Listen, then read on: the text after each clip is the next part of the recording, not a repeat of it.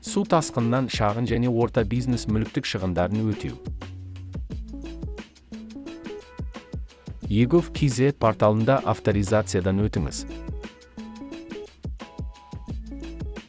Басты бетте сервистер бөлімінде 2024 жылға су тасқыны салдарынан шағын және орта кәсіпкерлік субъектілеріне келтірілген мүліктік шығынға өтемақы төлеу қызметін таңдаңыз. Өтінім берер алдында қызмет паспортында көрсетілген ақпаратпен міндетті түрде танысыңыз. Өтініш порталы арқылы өтінішті қалай беруге болады?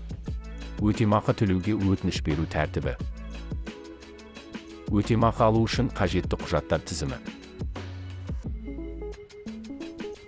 Қызметке онлайн тапсырыс беру батырмасы бойынша өтіңіз. Тізімнен мемлекеттік органды таңдаңыз. Өтінішіңізді сипаттаңыз. Ережедегі тізімге сәйкес фотосуреттер мен құжаттарды тіркеңіз.